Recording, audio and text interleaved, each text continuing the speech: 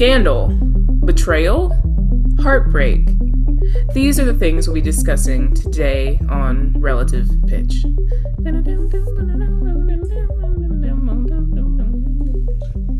I'm sick of I don't know both what. with the way the intros have been going for the past couple of episodes. I don't, and you know what? It is the time to live life on the lighter side. So I guess, keep going, keep doing it. Mhm. Don't destroy anybody's happiness, Anthony. Mm-hmm. My joy. My joy. My job, though. I think that's my job. To Someone destroy has to kind of keep happiness. us like grounded. Yeah, Mhm. I Mhm. appreciate Grounded. I'll never be grounded. I'm that. like that person off of Korra. I am untethered from the world. Ugh, Come on. that's like cultural appropriation. No, that wasn't a Zahir. What a beautiful Uh-huh. name, Zahir. Zahir. Mm. Zahir. Well, Zahir we are. Our new episode. I just know she's a Zahir. She just Oh, I'm on something. I don't know. I don't know. All right. Well, howdy, howdy. So, well, we are, I mean, wow, it is basically, we're pushing to summertime, right? It's that time of the year where, I don't know, are exams starting yet? Are people going doing uh, things? in the Yeah. college realm, it's well for the ones that are not on your quarterly system. This is the end of the semester. Projects are coming. Finals are like next week. It's kind of going crazy. I put on my cap and gown for the first time yesterday. And OMG, like another graduation. This time, knock on wood, I can actually walk across the stage this time because, in 2020, when I had my last graduation, I saw my name go on the screen for 2 seconds and they told me I graduated. So here we are. Uh, Amen. Y'all, I I gotta have four. learn how to put that hood on. I just remember that. It's so easy. They'll teach you.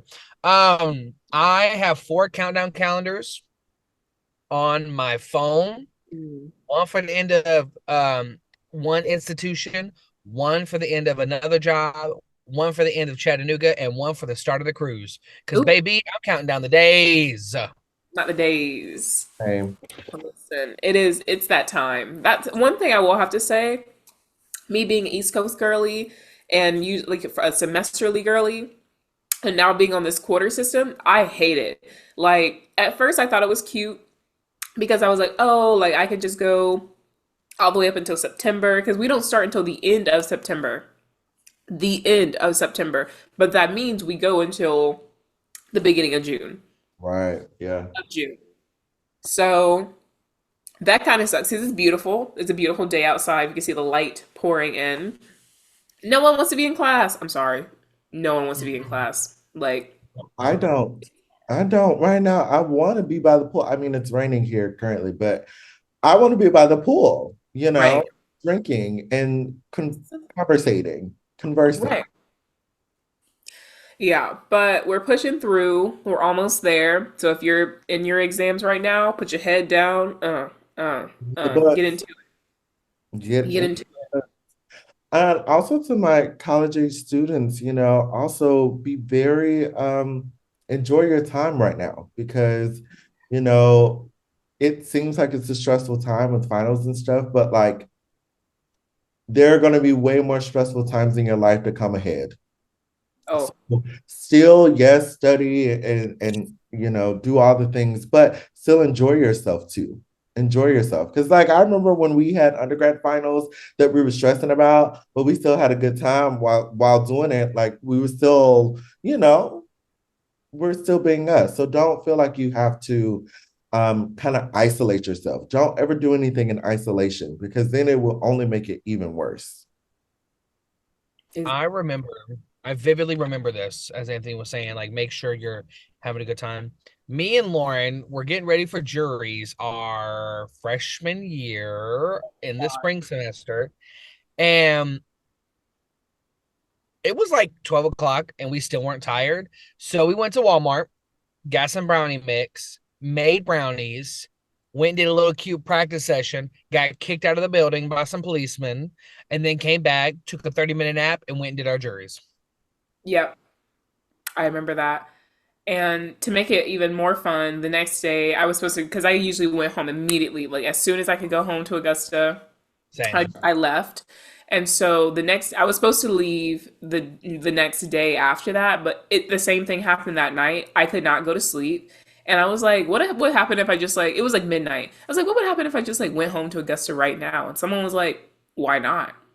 And I was like, and I did. I literally drove, and it was the shortest drive ever from Atlanta to The Augusta because it traffic. was no traffic. Uh, No traffic. I just showed up at home 2 a.m., got in my bed, scared the shit out of my mom. Sorry, mom. Like, because she didn't know who was out in her house in my bed. But I got to wake up in my bed at home. yes. Amazing. I do really like, I don't, this is just something for me, especially back then. I love a nighttime drive. Like that it was the only way I would venture from home to Kennesaw is a nighttime drive. Because if you are in a big city and your college is in a big city like Atlanta or LA or Houston, Dallas, all those, heavy density population places, um, driving during the day is like hell on earth. Like it really tests your patience. And for More some than people, they're fine with that. Like, some people, they'll put on a podcast, they'll put on some music. Some people, I know people who like will study music while they're driving. So like they're like listening and they're, connecting or they're like knowing their parts. That's not me. As I'm sitting in the traffic, I'm trying to figure out how all the ways I can bull rush every single car in front of me off the road. And then Right. amen. not get a ticket, but not get a ticket and not go to jail. And I don't want to kill nobody either, but I just want to get you out the way. That's it. Right. So, a night drive, and honestly, you can take those night drives as a place to kind of decompress your brain, because it's just you on the road. Decompress, decompress. Mm. I will say, if you hear me listening to music in the car, like classical music, just know I have a gig coming up and I have not looked at it. Right. Because that's my way of osmosising into my brain. Be like, I get the fingerings now. I'm transposing now. Get it Oh, done. this is what it's supposed to sound like. Okay, heard. Yeah, Mhm. because other than that, you ain't no. Not It I. I'm depends on what it is. I don't know. I may be in a very particular mood to listen to something very specific, and that's probably the time that I'll put some like classical on in the car, you know?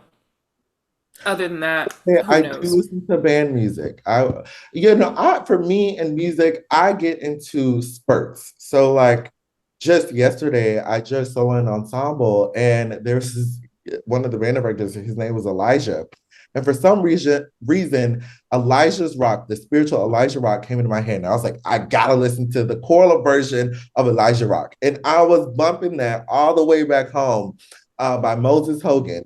And like I get into spurts of music. And then some days it's like I only want to hear band music.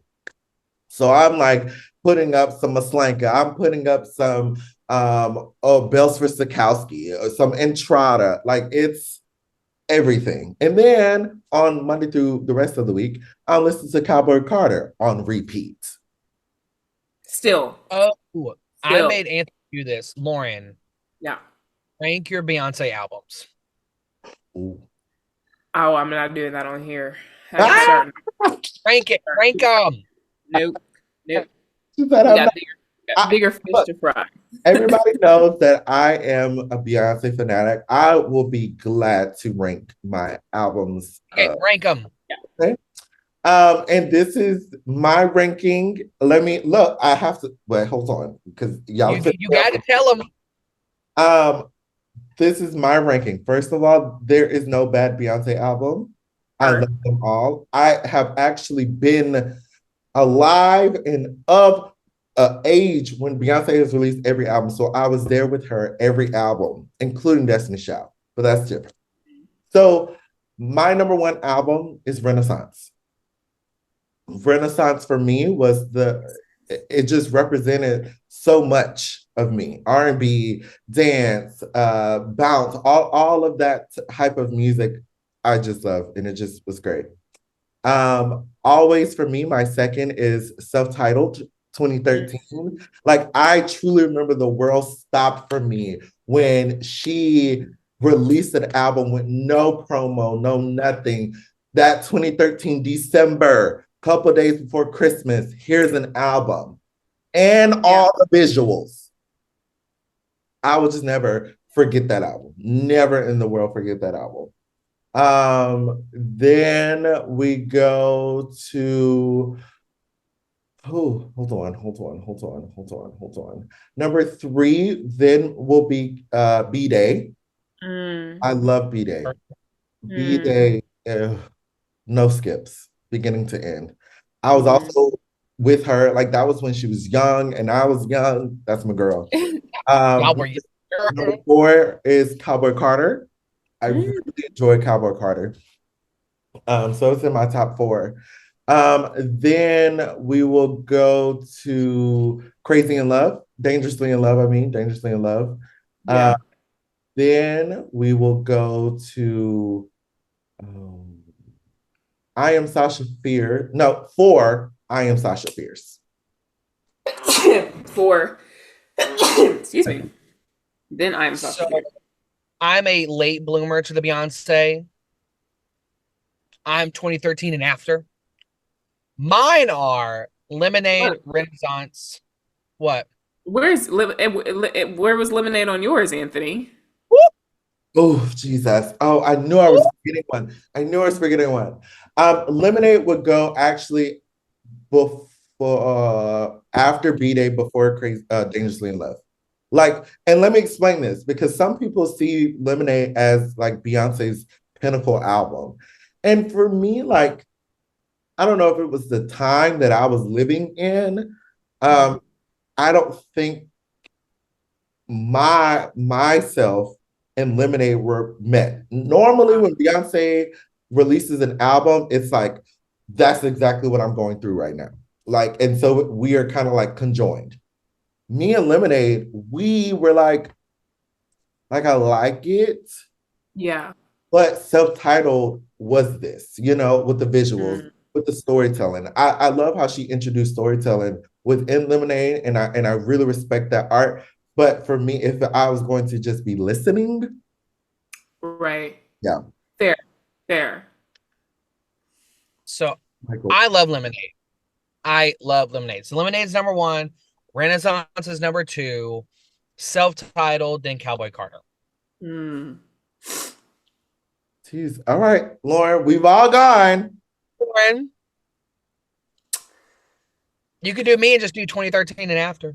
Right, you can do your top four. You don't have to rank them all. Yeah, I think top four, it would be, that's hard. No, it is difficult. It's difficult. Like Cowboy Carter is really sneaking up for me for a lot Yep. of different reasons. Um, so like I would say in this moment right now, it would be Cowboy Carter, um, Lemonade, Mm, Renaissance. Oh, that's hard. Because self-titled is amazing and it doesn't deserve to be at number four, but none of them, all of them feel so powerful in their own way. Like yeah. it's hard to rank these. It It's is very hard to rank them. Yeah. Honestly, Beyonce, and I love the fact that we have these debates more than she does. You know what I mean? Like she's probably just like, why are people doing this? But like, I don't know. I feel like she just creates for us within time. Like she just has, she's such an artist.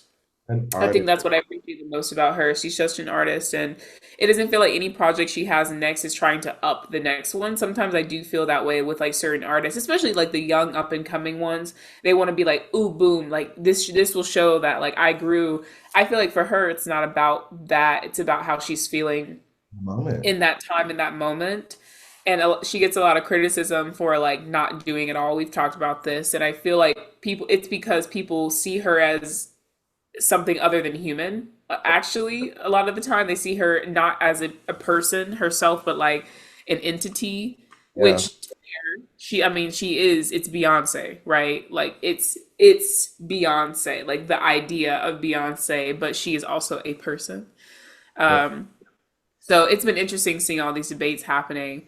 Feels like there's been a lot just happening in general, like momentum stirring within the music community, like as of late. And we talked about like another huge thing that happened last week with the what's been going on with New York Phil and updates from that situation. If you haven't listened to that episode, where he talked about the situation with French Hornets, Kara Kaiser, and what happened with in her tenure review process at the New York Phil, and all the scandal that came out of that, sexual harassment and otherwise that have come from the situation. Please go back and see that and look at the articles there if you want more information. But first of all, updates in the sense that those two musicians are no longer playing. They're like on, I think they're just removed from rehearsals and performances for the time being. The CEO of New York Phil has released a statement saying that they are opening an investigation on what's happening right now. The new, what is it, the 802 president for their local union like has like basically released a statement also being like, I have no idea how this was allowed to have this is not the same president of the union who was there during the initial investigations, and this is a woman who like also has been through very similar things. So I am hopeful that it'll be a very different outcome that happens for this. And like, I first of all, hands out to Kara with all traction, good and negative, that I'm sure she is seeing on socials right now. That is so tough whenever you have opened yourself up and shared your story, and now any person is just aware, of what has happened to you, and like the vulnerability that comes with that. Also, but she used her voice and her platform to highlight something that has occurred so often and still occurring like within our field. But something I'm also noticing kind of going in tandem with, as more traction happens with the article and the story, there are some other people who are trying to use the momentum of this situation to gain traction themselves. Like, there's a difference between seeing a story that you really resonate with and you're like, this is a very similar story to that what happened to me, but it is very clear what happened in this situation with the New York Phil and Kara.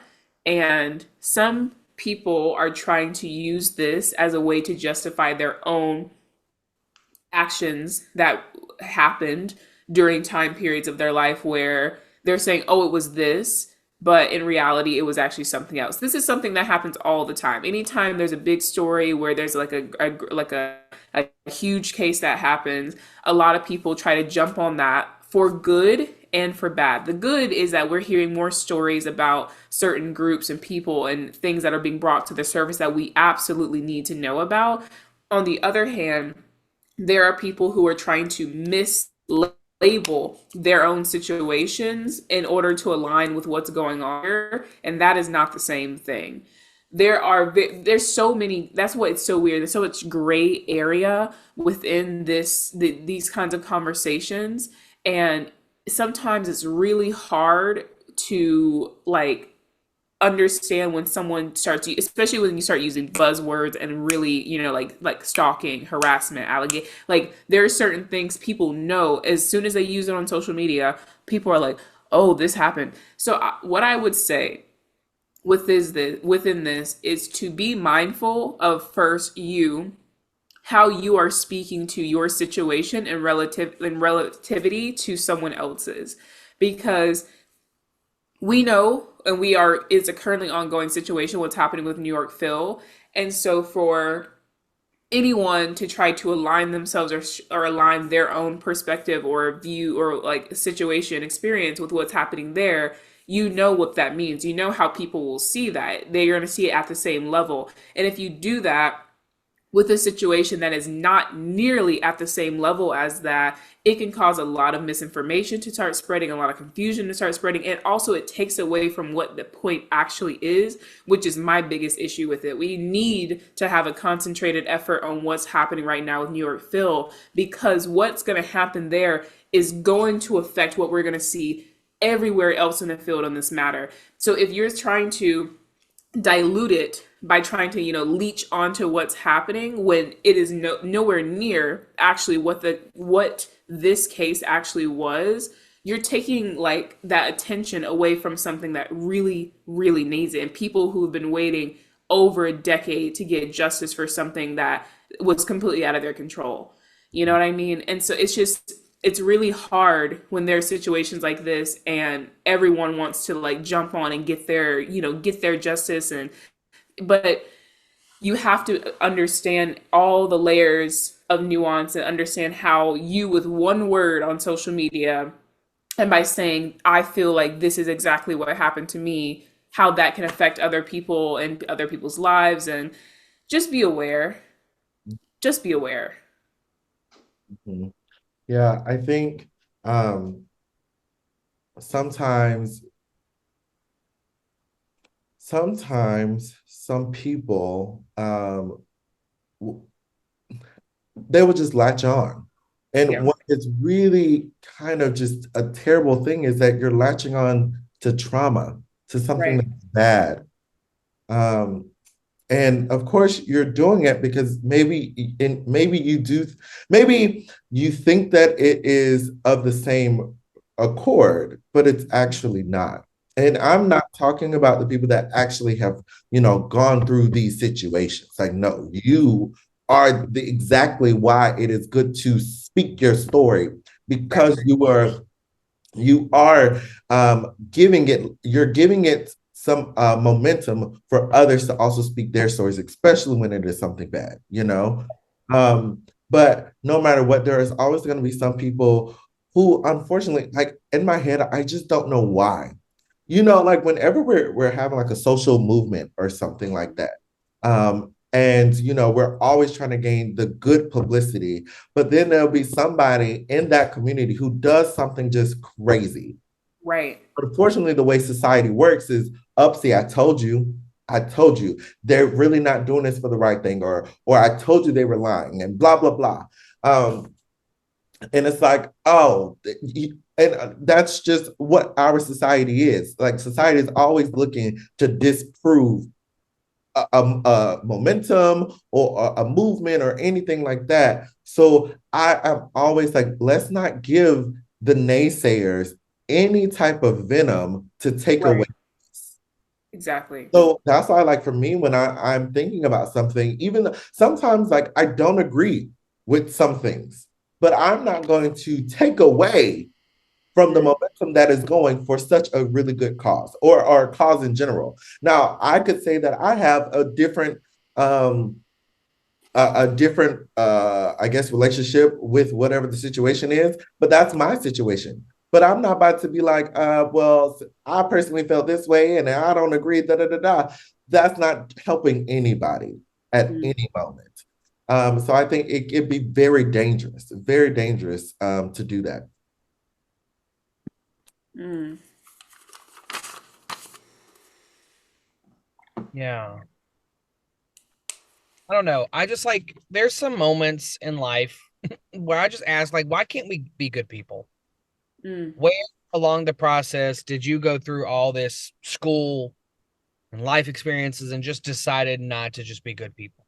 And we have to remind ourselves sometimes, especially like when you reach something like the New York Phil in our profession, you're getting paid oodles of money to just play your instrument. You start thinking like you're above something. And I was having a conversation recently where, like, pretty much what we were talking about things. And at the end of it, I just like reminded myself, and I have to remind myself sometimes, take your craft seriously. Don't take yourself so seriously. Mm. Just like be a person. Just be chill. Like, yeah, you can play in the New York Phil, the Met. You could be a top freelancer in your city, and life is good and things are nice. But like if you let that go to your head, you start acting less like the person you would like to become, and you start acting like an ego maniac. Mhm. And that's how these things happen, where you Mhm. think you're above everybody else and you're above like the law. I hate saying that though. I feel like we're in a bad drama. Yeah. Hey, I said sadness, betrayal, heartbreak at the beginning. So, Or um, that's given. Yeah. no, like it's stay human, I think is the biggest point of this. And I think that kind of wraps what we were just kind of talking about, being a student within this time frame. You'll have a lot of challenges, all these exams going on, the idea of humanness with, Beyonce, her journey.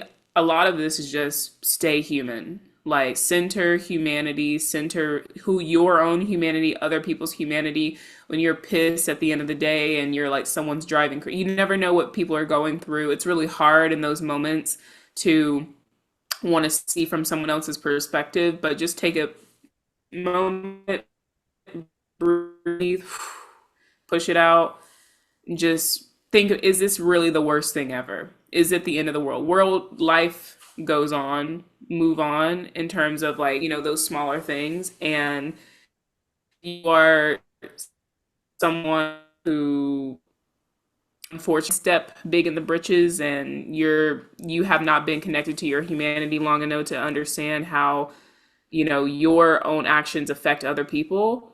This what's happening with New York Phil, you can see this, you can see it in plain sight how much that egotistical mindset can affect so many people, how not looking at other people as humans, how that can really affect someone from to their core and everything about them. This is a case on humanities right now, and humility and ego and everything. It's all being tied up here. So stay human. Stay human. And with that, enjoy the rest of your week. We hope it's beautiful. Hope you make great memories, and we'll see you next week. Bye.